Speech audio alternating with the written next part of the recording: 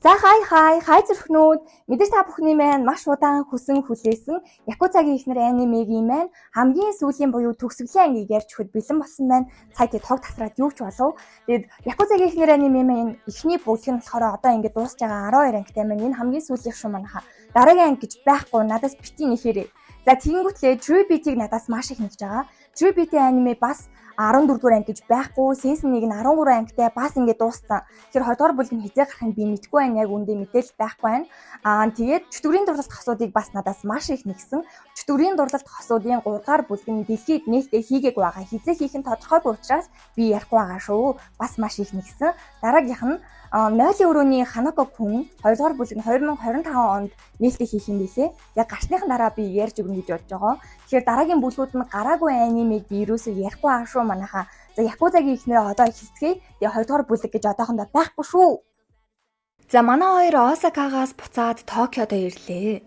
Токиод ирэхэд яг оройны 7 цаг болж исэн ба маргааш нь Ёшино Киришимад ч хэлэхгүйгээр ганцаараа хичээлдээ явцсан нөгөөх нь хайгаад сургууль дээр юм ярихаар огт хариулахгүй автобусанд ч тэр гадуур хамт явж байсан ч бүр юу ч ярихгүй сонсоогүй юм шиг харьцахгүй байдаг.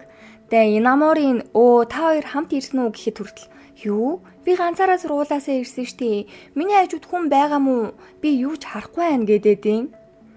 Тэг Киришима бодохдоо за угаасаа Шоуматай тэр өдөр зодтолцсноос болсон юм байна гэд Цубаки руу залгаж асуухад аргагүй штэ хутга хүртэл авч яваад хүндэлдэг хүнийг алах гэж оролцсон хүнд уурлахгүй гэд яах вэ? Уурыг нь гартал илүү дутуу үйлдэл хийгээд дими байхаа даа гэдэг. Чаваас тэгэл нөгөөхийнхөө уурыг нь гаргачих санаатай бүр хоол унд хийдгүү хүн чинь янз бүрийн амттан шимтэн хийгээд хаалганых нь гадаа хэдэн зуун удаа очисон ч бүр огт царай өгөхгүй огт тоодоггүй бүр сонсоогүй юм шиг байдаг. Тэгээ сүүлдээ өөрийнхөө хийсэн амттангуудаа нөгөө эдийгээ идгээд баг хүчээр өгöd байгаа юм шүү.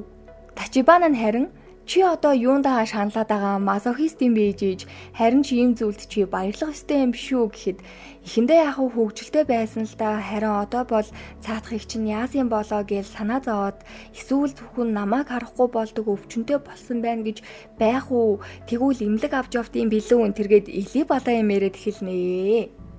Ёшино Киришиматай юу ч яриаггүй 3 дахь өдөр өглөө 8 цагийн үед хаалганых нь үүдэнд ирсэн. Дахиад л Ёшино чи байна уу? Намайг уучлаарай гэдэл уучлалт гуйгаад байж итл асгартал бороо орж цутгаж бороо орсон ч гэсэн орой бүр 7 цаг хүртэл бороонд норсон хിവэрээ Ёшиногийн хаалганы гадаа Киришима бүр 11 цаг сууж хүлээсэн байдیں۔ Ингэсний эцэст азар Ёшино маань гарч ирлээ. Мэдээж яг 72 цаг болсон учраас ярьж эхэлнэ. Тэгэхээр Ёшино Киришима дууралсан байсан болохоор 3 хоногийн дараа ярьж эхэлнэ гэд өөртөө амлцсан байсан юм байна л да. Тэгээ цаадах чи хэлдэг. Надад ингээд 3 4 байна. Одооноос чи Шоуматай миний зөвшөөрлгүйгээр огт холбогдохгүй, бас зодтолдохгүй. Шоума чамайг үдсэн байсан ч гэсэн зодтолдохгүй гэдгийг сануулна. Тэгчээд бас хичнээн ууралсан ч гэсэн Киришимаг өглөөнөөс хойш хаалганых нь гадаа байсан гэдгийг сонсоод юу яриад байгаа юм бэ ханаад хүрлээгээд үс мүсийг нь арчиж өгөөл анхаарад байгаа юм шиг байгаамаа. Дахиж асуудал гарах юм бол өөр хүн амьтаа хоёулаа ерөөсөө оролцуулахгүй өөрсдөө шийдэжээ гэсэн чинь Киришима шууд бороо орж яхад чинь гэд тэврээд авдیں۔ Тэгснээ бүр чимэн өстой ямар хөөрхөн юм бэ гүнж өстой амар хөөрхөн харагдаж байна гэж мэгээд энэ өмссөн байгаа хувцсыг Киришима авч өгсөн юм байна л да. Ер нь л Ёшинод гоё хувцас авч өгдөг. Тэгээд Ёшино хэлдэг би бас ингээд гоё хувцас өмсөөд гарч ирэхгүй бол 3 хоног чамтад ураагүй болохоор ууранд айгүй бол намайг зодчих байх гэж бодсон гэд айсан юм шиг байгаа юм. Тэгэд энэ авч өгсөн гоё хувцсыг ерөөсөө цаадах чи өмсдгүй юм байна л да. Манай Ёшино ч угаасаа өөртөө эвтэйхэн хувц өмсөх дуртай жоохон иршүүд талдаа. Киришима бас хэлнэ би багасаа л угаасаа ямар ч найзгүй байсан. Яагаад ч юм зүгээр л чамтай ингээд чин үнэнчээрээ байж чадах юм шиг санагддаг. Харах хоолгонд нэг тийм дулаахан илж инээрэг мэдрэгдээд байд юм аа. Зүгээр ингээд миний амьдралд чийл байх юм бол цаанаасаа яг нар шиг цацарч болчих юм шиг санагдаад байна.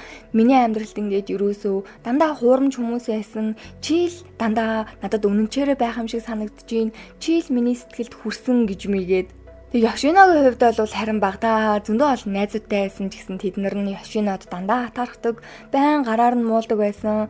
Тэгээ дунд анги, ахлах ангид нь болохоор угаасаа шоума байдаг байсан болохоор бараг л хүүхдүүд нэг харьцдаггүй, халдаж чадахгүй айдаг байсан юм байна.